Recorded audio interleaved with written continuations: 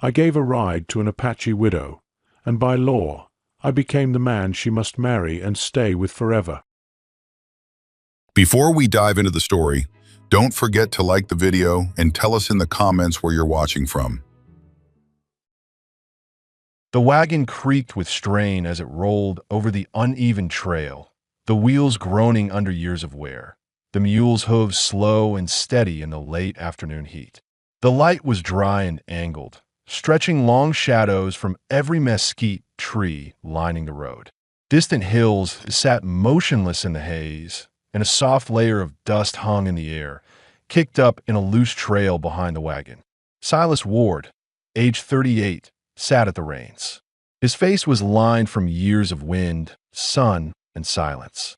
He wore a plain tan shirt, faded where the seams met, a brown coat that had weathered at least 3 winters, and boots he'd resoled himself with cut leather. His eyes, sharp and watchful, stayed on the trail, though nothing moved for miles. He wasn't a man who ever let his guard down, not even in open country. He'd come down from his homestead that morning to barter for feed and a few tins of coffee. The old trading post at Furnace Fork was drying up, half the shelves empty, the storekeep too drunk by noon to count coins right. Silas had left quietly, as always. He never stayed long in town, never spoke more than necessary. He had no family left and didn't look for company. The last time he had tried, it cost him more than he talks about. That was 5 years ago. Since then, survival had been the only plan. The woman came into view not long past the dried creek crossing.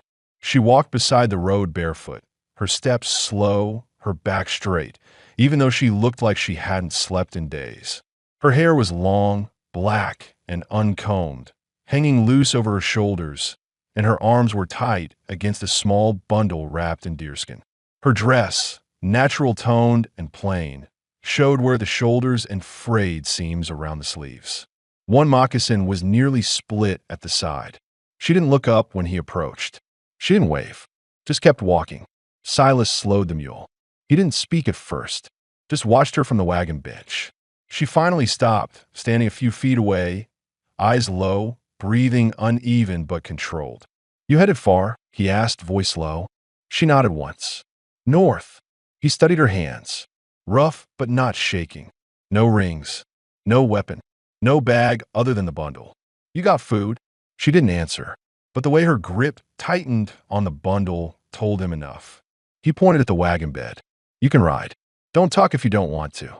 She climbed up without hesitation, not looking at him, not looking around. She sat on the far side of the seat, facing forward. There was no fear in her eyes. No trust, either. Just awareness. She moved like someone who had known danger and learned how to keep still until it passed.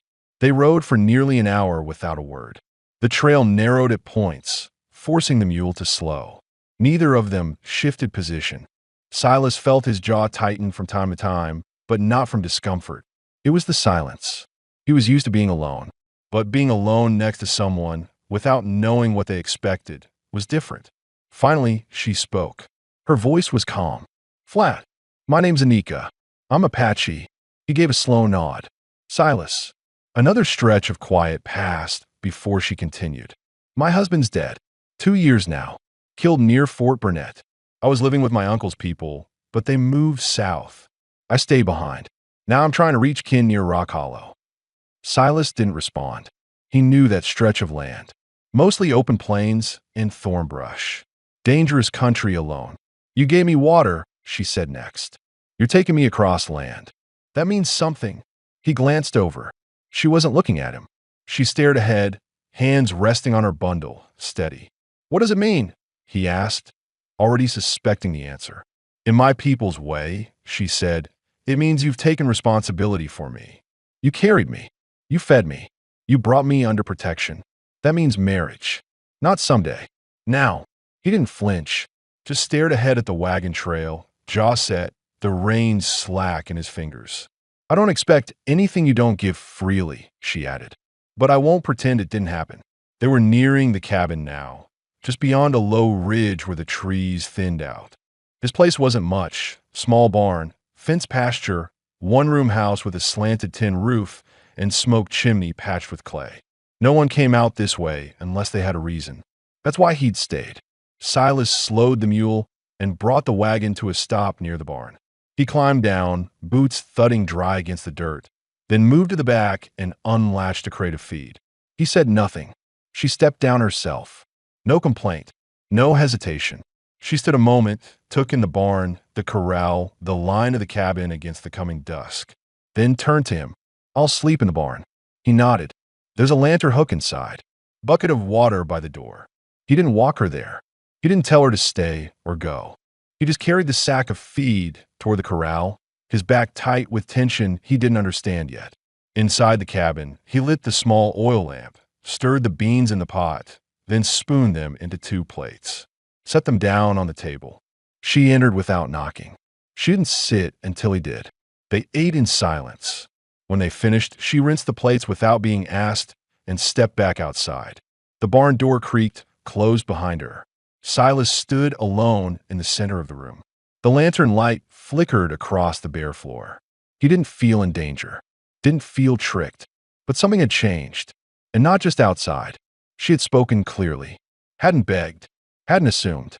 She had just stated what was. And now he had to decide what that meant. He checked the door lock, adjusted the window latch, and sat down by the stove, the scrape of the chair legs loud in the quiet. Out back, the mule stamped once. He stared at the wall for a long time before finally standing to blow out the lamp. Tomorrow would bring more than just chores. The sun broke late, pale and thin over the low ridge. It barely warmed the brittle frost clinging to fence posts and the barn roof. Silas Ward stood by the well, cranking the rope slow, the creak of the pulley cutting through the morning stillness. His breath hung in front of him, short and even. The mule chewed at dry feed in the paddock, swishing its tail at nothing. The barn door opened with a soft groan. Anika stepped out, the same bundle clutched tight under one arm. Her braid was neater than the night before. She wore the same travel-worn dress, but had cleaned it up at the seams using water from the trough. Her eyes met his briefly before drifting back to the ground. She didn't say good morning. Neither did he. She walked toward the small woodpile and crouched beside it, began sorting through what was usable. No hesitation, no permission asked. She gathered 4 solid logs, carried them to the porch, then disappeared into the cabin. Silas didn't follow. Instead, he carried the full bucket to the trough, poured it slow. Then another. His thoughts stayed quiet, but something in him kept checking the yard as if it no longer fully belonged to him. Inside the cabin, she had already lit the stove. The fire inside crackled low, but even, and the pot of leftover beans had been set atop the iron plate. Not for herself. She hadn't touched a spoon.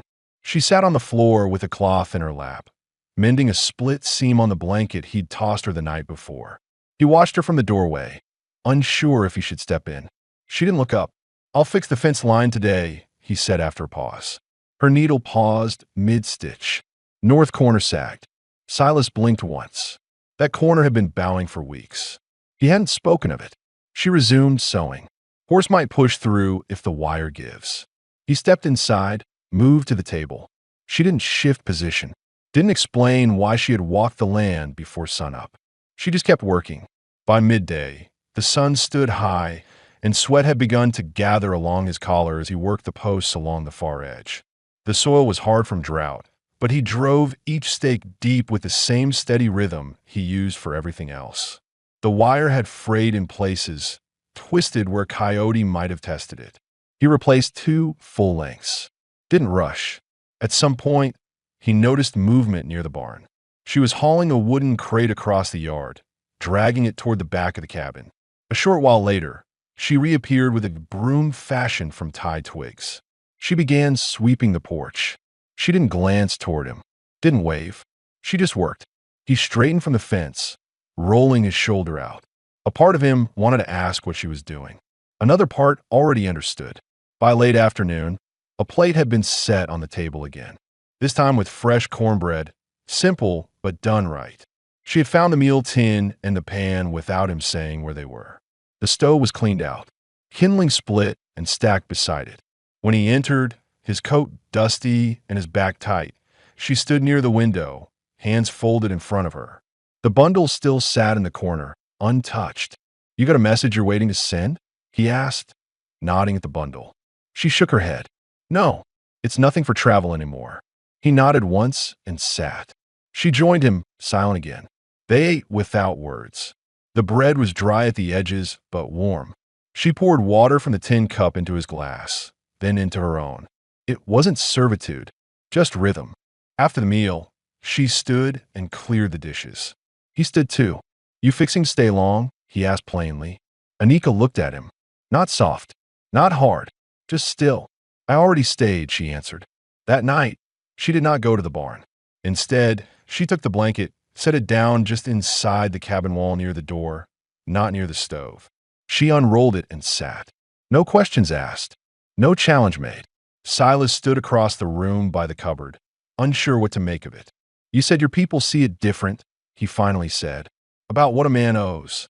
She didn't rise, didn't lower her eyes, just responded. "It's not about owing. It's about knowing what's been done and not pretending it wasn't." He leaned back against the counter, arms crossed.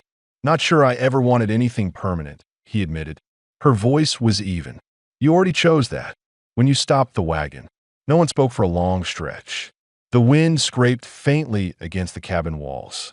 Finally, he nodded once and moved to the stove, banking the fire low for the night. He didn't tell her to leave. She didn't ask if she could stay. Boundaries weren't drawn that night. They were understood. Morning light crawled in slow, pale across the floorboards, touching the worn boots beside the door and the rough-grained table marked from years of use. Silas Ward was already outside, his shirt sleeves rolled, steam rising from the tin coffee cup in his hand. He stood near the corral fence, watching the mule nose around the trough. His coat hung from a fence post, dust clinging to the shoulders from the previous day. Inside, Anika swept the cabin floor with steady, even motions. She hadn't slept much, neither had he, but neither mentioned it.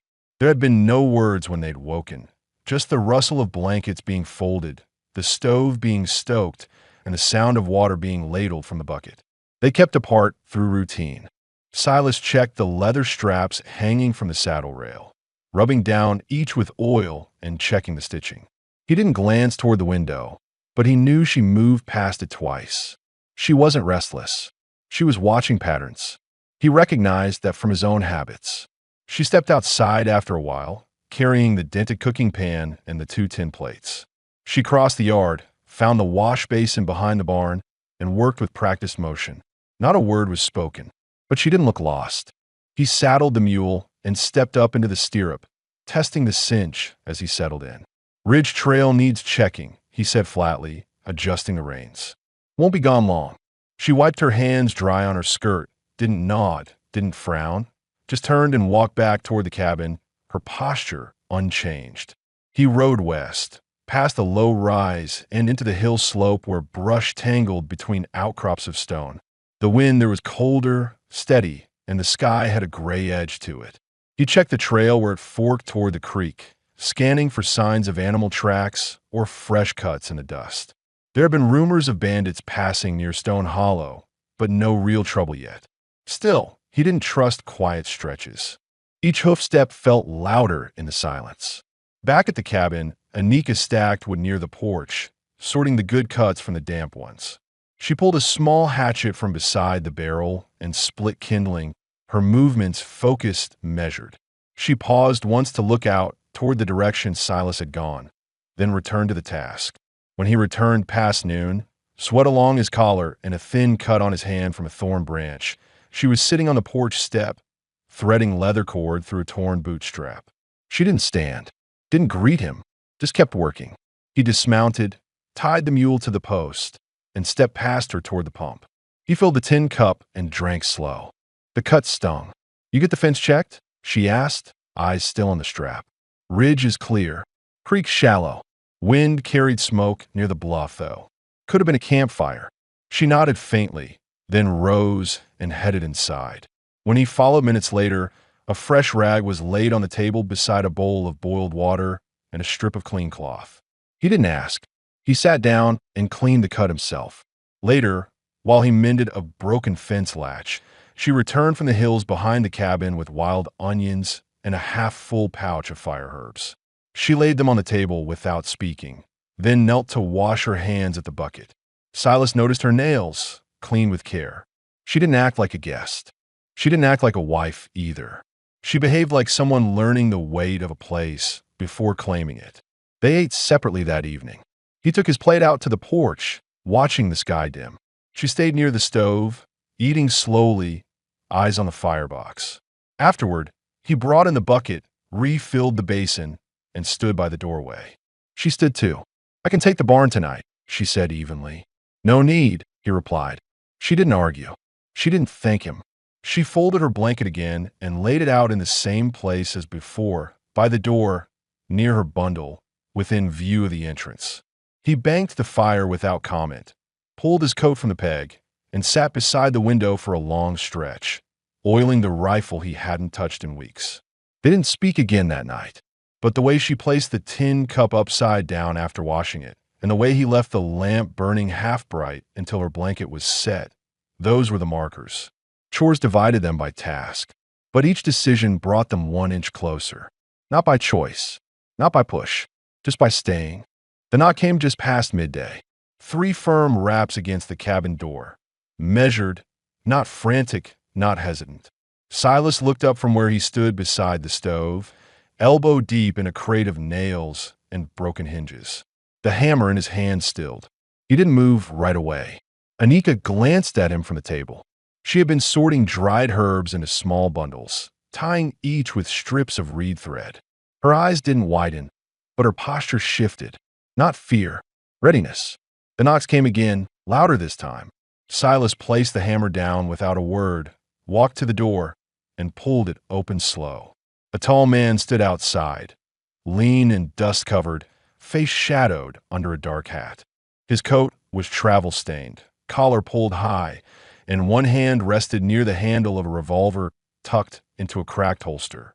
His eyes moved past Silas and landed briefly on the woman inside before returning to the doorway. "Didn't expect company this far out," the man said, tone flat but not aggressive. "You Silas Ward?" Silas didn't answer right away. His hand stayed on the doorframe. "Depends who's asking." "Travis Kane," the man replied. "Heard you might be needing help with freight come spring. I was told you've got land worth crossing." Silas stepped outside, closed the door behind him with a quiet pull, and crossed his arms. "Not hiring," he said plainly. Kane studied him a moment. "You got stock. You got fencing. Figure you're not working all this alone." "Don't need a partner," Silas said. "Didn't say I wanted to be one." They stood that way for a few moments, silence settling heavy between them. Kane shifted his weight, letting his gaze drift toward the paddock where the mule grazed lazily. The sky had begun to cloud over, casting the yard in pale shade. "I saw signs near the old bluff," Kane added. "Someone's camping high. Could be riders from the southern trail. Just thought you'd want to know." Silas gave a brief nod. "Appreciate the warning." Kane turned halfway toward his horse, then paused. "You've got company," he said, not as a question. "She stays here," Silas answered. "No judgment," Kane said, mounting up. "But times like these, folks ask questions about who belongs where." Silas didn't respond. Kane clicked his tongue and rode off without another word, dust rising behind the hooves as he vanished down the trail he'd come from. Inside, Anika had returned to her work, though one of the bundles had been set aside, forgotten mid-tie. She looked up when Silas entered. He didn't sit. He poured water from a jug into the tin cup and drank it all before speaking. "Drifter. Wanted work." Anika watched him. "You sent him off. He wasn't here to work." She nodded once, resumed tying the bundle. "Someone's camping near the bluff," Silas said. "He might have been watching our trail." Anika placed the finished bundle aside and stood. She crossed to the back wall, pulled her bundle of belongings close, untied it for the first time since arriving.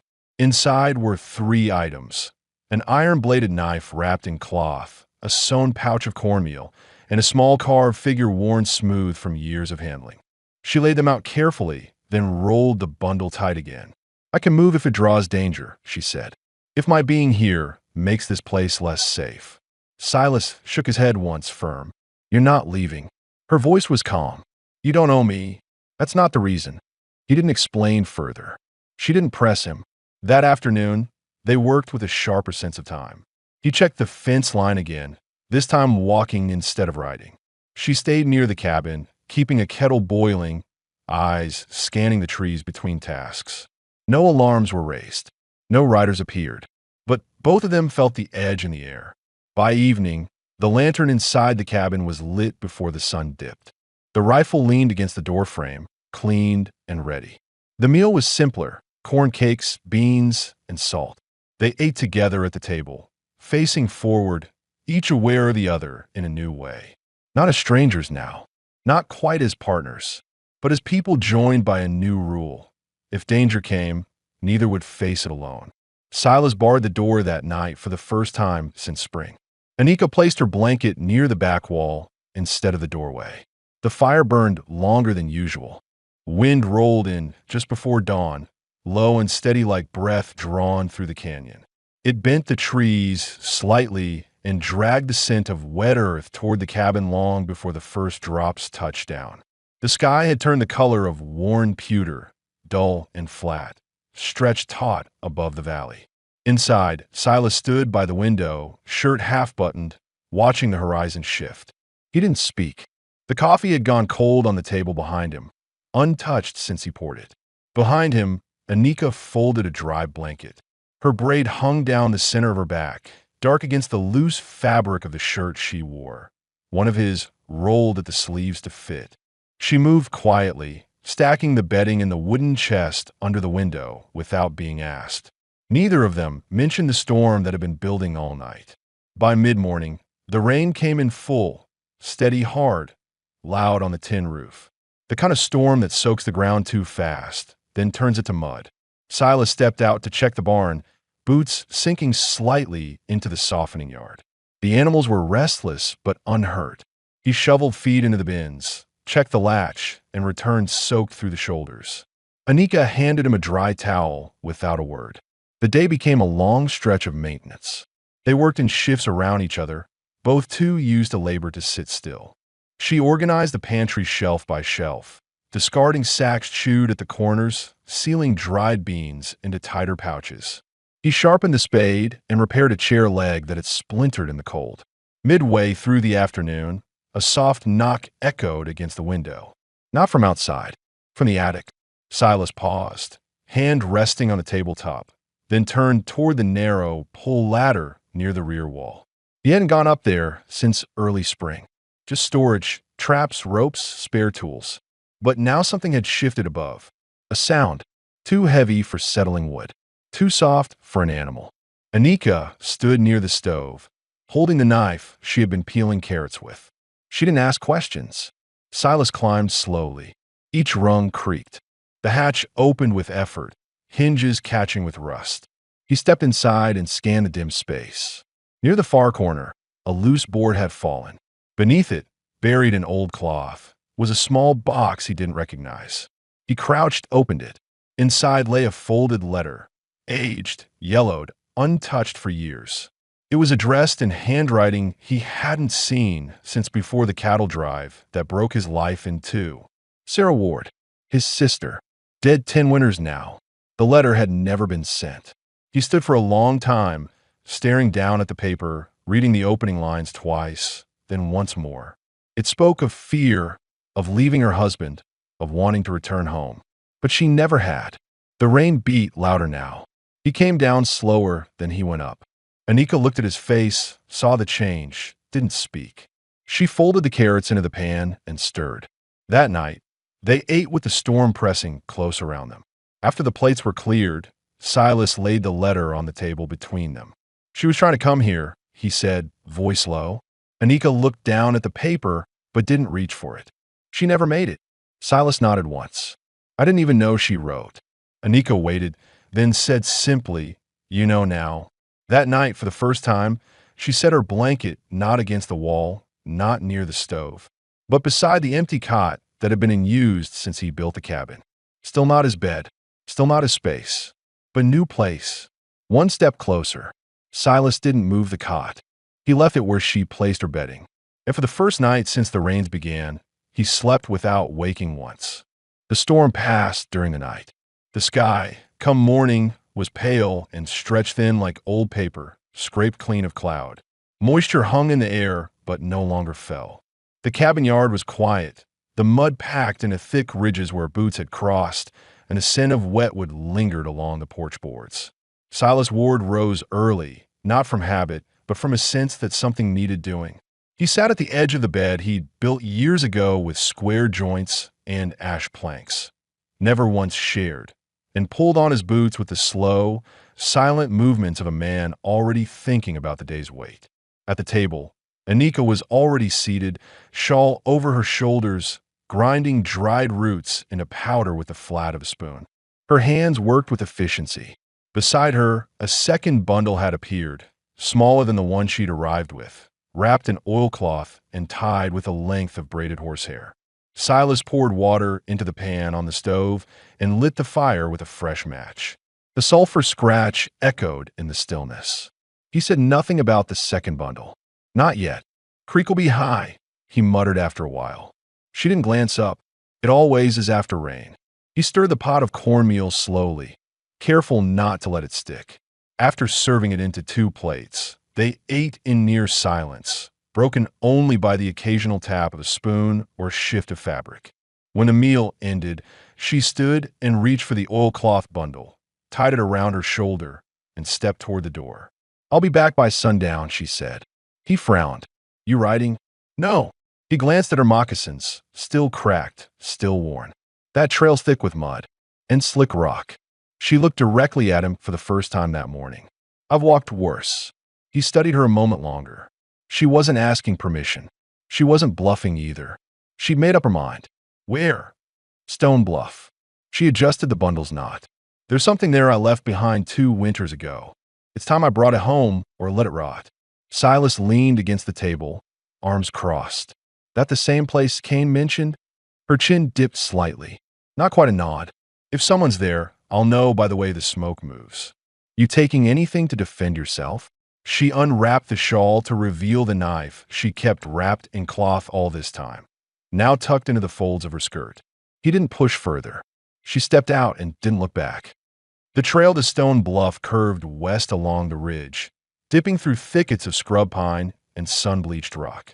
Mud clung to Anika's feet by the time she reached the fork. She moved slow but didn't pause. Her steps were steady, eyes always moving. Birds called once, then went quiet. The bluff came into view by midday, a jagged outcrop with a half-burned log shelter hidden in the slope below. It hadn't changed since the last time she saw it. Charred walls still leaned unevenly against stone. The frame had collapsed. No smoke rose from the pit. She approached without caution. If someone had been living there, they'd left recently. Tracks in the mud told of movement, single boots, heavier than hers, heading down toward the basin. But not back up. Inside what remained of the shelter, she found it. A faded basket, half covered in ash, lined with a child's blanket that hadn't been touched by rain. She crouched and brushed it clear, revealing the small beaded bracelet tucked inside, a child's name woven in thread, a name never spoken again after that winter raid. She picked it up, held in both hands. Breath caught her chest, sharp and tight. That was her son's. The child lost during the fire. Never found, never buried, only silence afterward. And for 2 winters, she had believed this place held nothing but the echo of that night. Now, she had proof. Someone else had come after her. Someone who had salvaged what little could be spared. She didn't cry. She stood, tucked the bracelet into her satchel, and burned what was left of the shelter, gathering dry brush, old cloth, and splinters. No ceremony, no words, just flame and smoke and the quiet weight of something laid down. As the fire took the last of the roof, she turned and walked the trail back home. Evening shadows grew long as she returned. Silas was chopping wood near the barn, coat removed, sleeves dark with sweat. He didn't ask what she'd found. He didn't offer sympathy. He just handed her a clean cloth and a plate of stew he'd kept warm. They sat outside, backs to the wall, plates resting on their knees. After a while, she pulled the bracelet from her pouch, held it out. "I thought it was gone," she said, "but it waited for me." He looked at it carefully, Then at her, "What are you going to do with it?" She studied the worn beads. "I'll bury it near the tree line. Not because I'm giving up, because it deserves to rest." He nodded once. They ate in silence after that. When night fell, he didn't bar the door. She didn't unroll the blanket. Instead, she stayed at the table, hands clasped over the bracelet, eyes closed, not in prayer, but in stillness. And he sat beside her, oiling his rifle not because he expected trouble, but because routine kept the room from growing too quiet. They didn't speak again that night, but something had shifted. What she had carried had been named, and he had stayed to see her return. The next morning broke overcast, but the sky held no threat. Just a flat stretch of gray and the hush that followed a fire put out the day before. The air felt heavy with leftover smoke, though none lingered. The kind of weight that didn't come from weather, but from something unspoken still hanging between two people. Silas Ward sat on the porch step with a whetstone in hand, pulling it slowly across the edge of his skinning blade. The scrape was steady, rhythmic, grounding. He focused on the sound more than the steel, letting it keep his mind from drifting too far into questions he hadn't figured out how to ask. Inside, Anika moved about the cabin without noise. The basket she brought back from the bluff, empty now, sat on the shelf above the stove. The bracelet had been buried at dawn, just beneath a cottonwood near the creek where the ground stayed soft. She hadn't invited him to come. She hadn't needed to. She stepped outside with a folded shirt of his she had repaired the night before, set it beside him without speaking, and returned to the porch rail to watch the sky. Her gaze stayed fixed west. Silas paused, sharpening. "You waiting on something?" She didn't answer right away. "Someone." He set the blade down on the porch beside him. "Trouble." She shook her head. "A man I once helped. He owes me nothing, but if he's who I remember, he'll come." Silas studied her face, expression calm, voice level, posture upright. She didn't look uncertain. She looked ready. That unsettled him more than if she'd seemed scared. "What's he bringing?" She glanced at him. News, or a question. He didn't press. Instead, he stood, walked to the barn, and checked the saddle leather again. Idle hands weren't natural for him. Something in the waiting pulled at the edges of his routine. A reminder that whatever peace they'd managed to build here wasn't immune to what might arrive from beyond the ridge. Around mid-afternoon, hoofbeats echoed off the trees. One rider, moving slow. Anika stepped away from the porch and stood in the center of the yard. Silas emerged from the barn, wiping his hands on a cloth, eyes fixed on the trail. A young man approached, Apache by his features, perhaps 20 or so, hair tied back in a strip of cloth, clothes patched but clean. He dismounted before reaching the cabin and raised a hand in calm greeting. No weapons drawn, no sign of hostility. Anika walked forward to meet him halfway. They spoke in low tones, words exchanged in their language. Silas couldn't understand, but he watched her closely. Her posture didn't shift. Neither did the young man's. After a short exchange, she turned and called back. "He came to ask if I'm still alive." Silas didn't answer. She walked back toward the porch. The young man remained near his horse, respectful distance kept. "He's with my cousin's band now, south of the bluff. They thought I might have been taken or worse. But he came to ask for himself." Silas nodded once. "And?" Anika looked toward the horizon. "He offered to take me back.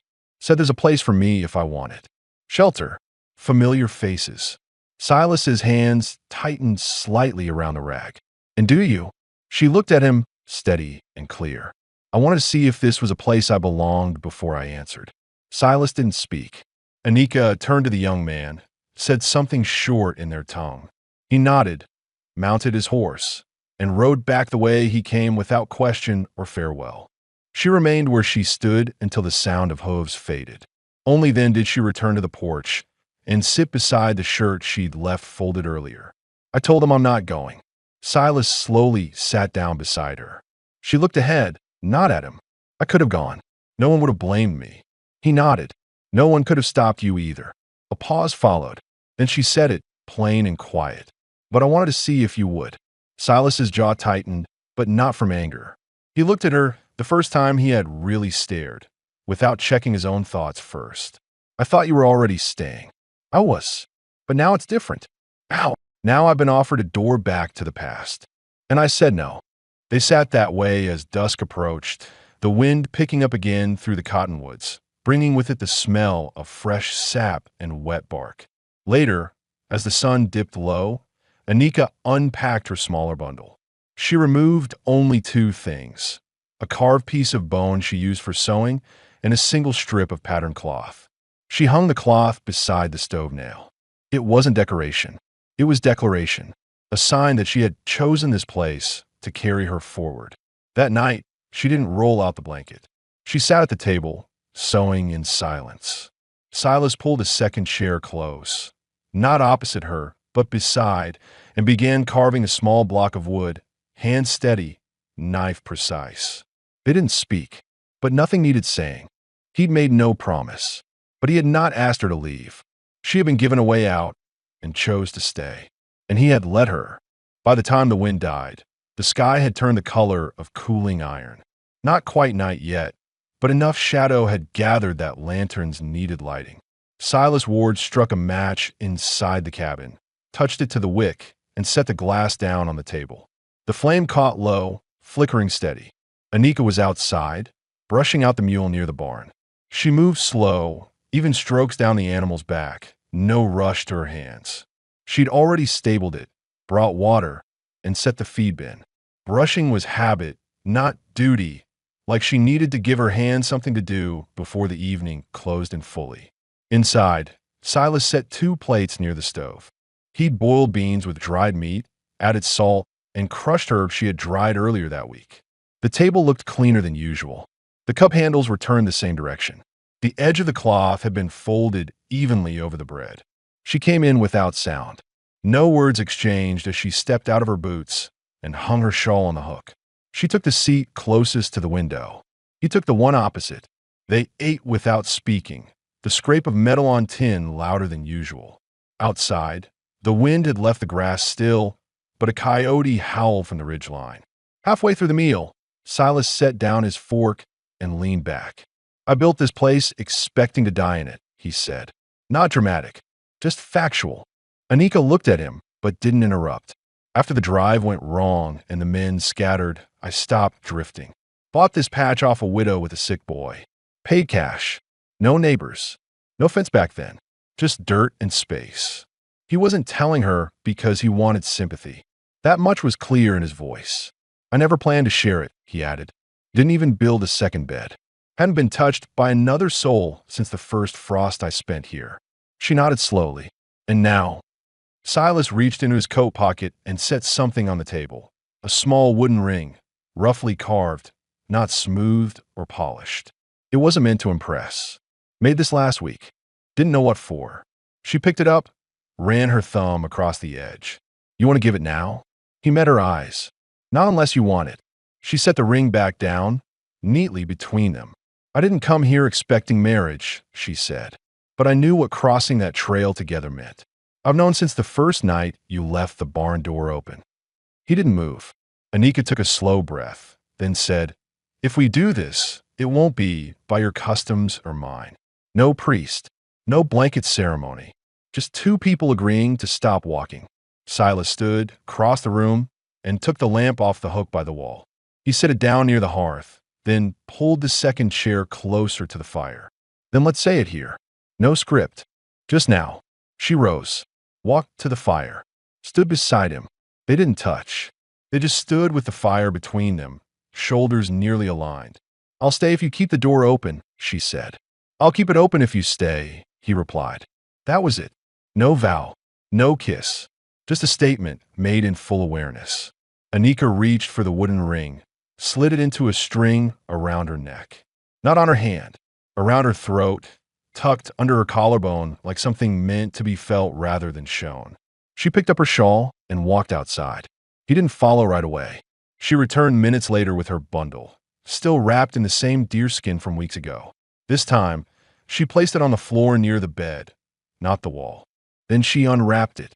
Inside were her only things: a cloth doll missing an arm, a copper coin with markings etched by hand, a bone hairpin carved with geometric patterns, and a folded scrap of buckskin marked with soot. She laid them out carefully on the shelf, near the window. "These aren't for display," she said. "They're anchors, pieces of what I survived." He nodded once. "I won't ask you to explain your scars," she added. "But mine don't need hiding either." That night, they didn't sleep apart, but they didn't share the bed either. She laid her blanket at the foot of his cot, close enough that her foot touched the leg post. He didn't shift away. He didn't speak. He simply reached down and set his hand beside hers on the floorboard. Nothing brushed, no fingers entwined, but both hands stayed there until the fire died down. Outside, the coyotes had stopped calling. A silence had settled over the ridge.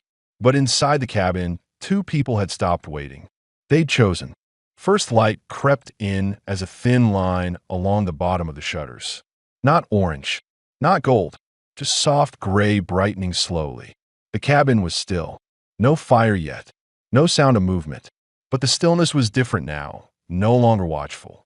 Settled. Silas Ward opened his eyes before the rooster called. He didn't reach for his boots, didn't rise with a start. He laid there a moment, looking at the low ceiling he'd built with his own hands years ago, beams joined without help, without expectation that anyone would sleep beneath them but him. Now, across the room, another blanket covered someone who had stayed. Anika hadn't shifted during the night. Her breathing stayed even. Her pack, once always at arm's length, remained untouched at the corner. She hadn't moved it closer. She hadn't needed to. Silas swung his legs off the bed, bare feet to wood. The floor was cold, but familiar. He stood, stretched the tightness out of his back, and pulled his shirt from the peg. No hesitation. No glances toward the door.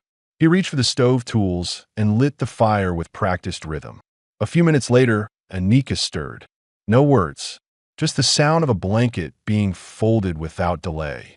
She stood, wrapped her braid with a leather strip, and walked to the stove without waiting to be invited. He stepped aside. She took the pan, added water, measured ground corn, stirred slow. Something between them had shifted again, but without tension. It was the calm that came when no one needed to ask what came next. After the meal, she stepped outside to check the coop. Chickens stirred beneath the coop door, feathers damp from morning dew. She scattered feed, checked the egg box, returned with a quiet smile and a basket in hand. Silas repaired the saddle straps, threading rawhide through a new buckle he'd traded for 2 seasons back and never used. He had never thought he'd live long enough to need it. When she returned, she watched him from the doorway a moment, then crossed the yard without sound. Her moccasins, now stitched and sealed from wear, made no mark in the soft dirt. She reached the fence post where his tools leaned, picked up the shovel. "I want a garden," she said. He paused. "We don't get enough rain. I'll trap water." He nodded. "That patch by the barn holds shade half the day. That's where I'll start." Neither said anything further, but he followed with a pail to help mark the line. By midday, she had outlined a plot, scraped it clean, turned over the first row of earth. He brought more buckets. She never asked. Later, she washed the dirt from her hands, unwrapped a leather pouch from her basket, and pulled out 3 seed bundles, carefully knotted, dried, labeled in her own hand. "You've had these since you arrived?" She glanced at him. "I carry things worth growing." That afternoon, the sky cleared for the first time in 4 days. Birds returned to the ridge. Dust dried on the trail. The air felt wider. Silas went to the barn and pulled out the spare wood he'd stored behind the feed bins, and used lumber from a project he never finished. He began sawing, slow and even, setting pieces beside the porch. She watched from the cabin window, wiping her hands on a cloth. By sundown, he had built a second chair. It didn't match the first, not exactly. The legs were thicker. The arms sat a little wider, but it stood solid. She didn't say anything when he brought it inside.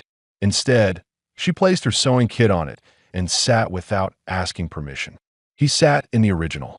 "You made it for me?" she asked. He looked at her a moment. "I made it because you stayed." That night, they shared a meal with firelight low and the window open to the breeze. They said little. She handed him a cup. He passed her the bread, but there was no hesitation, no guarded space, no bundle near the door. After the meal, she stood, placed a small wrapped object on the table, soft leather folded with care. He looked at it, but didn't touch it. "I stitched this the first week," she said. Didn't know if I'd use it. What is it? She unfolded it, revealing a cloth sash with patterns she'd woven in silence over many evenings, loops tied at the ends, designed for one purpose. Back home, this means union, not ceremony, just truth, shared work, shared breath.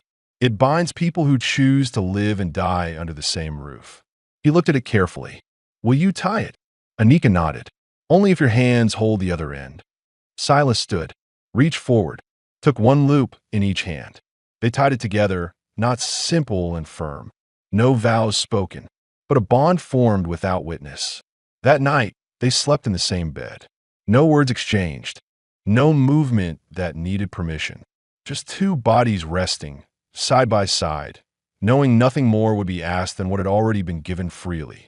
When the fire burned down to low embers, she turned once toward him. You going anywhere? He answered without turning. No, and neither of them ever did.